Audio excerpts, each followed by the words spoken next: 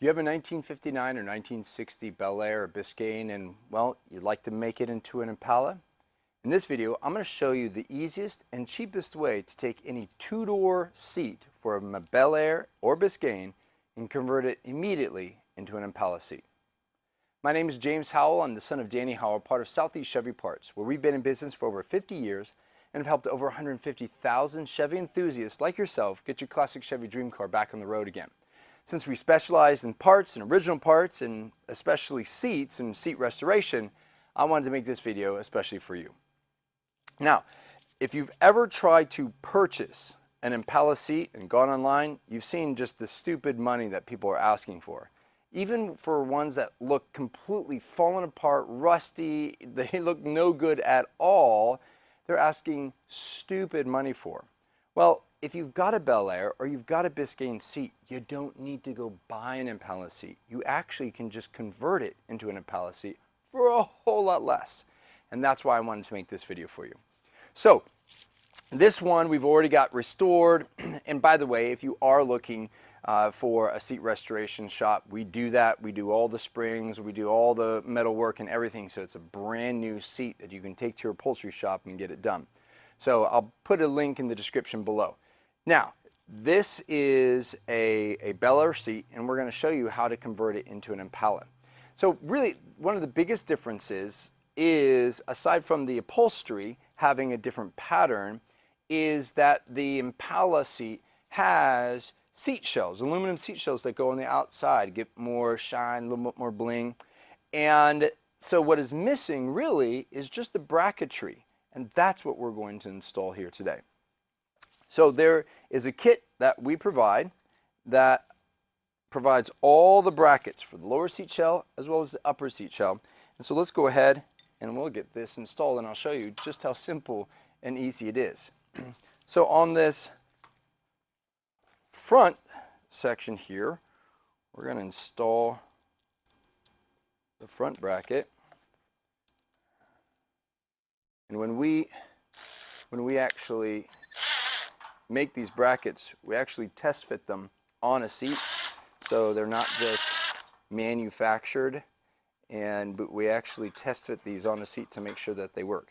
Now, that being said, you got to keep in mind that GM mass produced these seats, and so when they mass produced the seats, they weren't thinking of these things being show cars, being heirlooms, being kept for generation after generation. So there are slight differences in the mass production of the parts, the aluminum seat shells and all that, and I'll talk about that in just a bit. So there you go, that's the front bracket, as simple as that. Now, on the rare occasion that you don't have then the holes in your seat, you could just drill it in, boom, put it in, install, there you go. On this back J-hook lower section, there's a little tab, and underneath there is a slot, slides in like that, goes up here, and it has a single mounting screw. And again, this is nice and soft metal, so you can adjust it as you need if needed. For the, and that's it. There's your lower all done, ready to go. For the upper, we're going to go ahead and open this up just a bit. For the upper, they, interestingly enough, in 59 and 60, they made two different styles of upper brackets. There is this one, which is like a Z-bar or a Z-bracket, and then there was another one that was like a two-piece setup. And we actually were producing both of them, but we found this one to be really the easiest installation and piece to make. So this is the one that we make. You, again, if you've got the one kind, you can still use this one because it has the same mounting holes. But as I said, this one is a whole lot easier to install since it's just one piece rather than two. Now the nice thing is it has a little tiny adjustment piece there so that you can adjust the seat shells. GM did make that knowing that, again, there's going to be little tiny nuances that you're going to have to, as you're making the adjustments. So for the lower portion, there's two brackets. This back piece actually acts as the threaded part that actually cinches it up. This is for the upholstery and is used for the hog rings and holding on the upholstery, but this is actually the seat shell bracket itself, and the curvature part goes up just like that. There.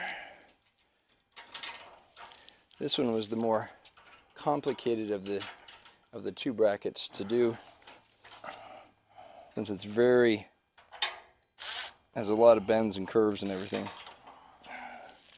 There we go. And so, as you can see, there it is. I literally just now installed the seat shells or the brackets for the seat shells. And there you have it. You do the same on the opposite side, and you'd have yourself all the bracketry. Now, I'm going to also show you, we got a used set of aluminum.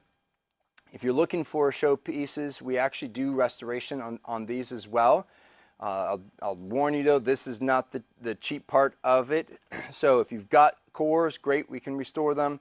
But we do professional pick filing, strip the aluminum, then re-anodize, bright dip. It's quite a big process in order to do that. So let me show you again how these install on here. So this is really just 2 screws in order to get the seat shell on. I recommend starting with the top, just loosely put it in. It hooks over there. Then you can come from underneath and mount in your other screw.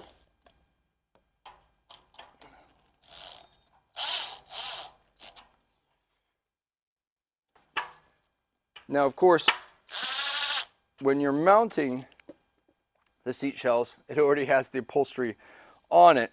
So you'll need to probably pre-punch where that hole is going to be. And of course, down here, this one would be exposed, so you'd be able to see that one. But that gives you an idea of where you're going to be going into it. The other thing is, as I said, when you're mounting this bracket, it's going to have some nuances and some play. And so we've got a set of original seat shells that we use to test fit these, but our seat shells may be slightly different than your seat shells. And so if that's the case, there will be some nuances and differences in the mounting. And again, what you'll need to do is just make some ever so slight bends, twists, turns, whatever. Very simple, very easy. Seeing as how the metal is very soft, you know, to be able to do that.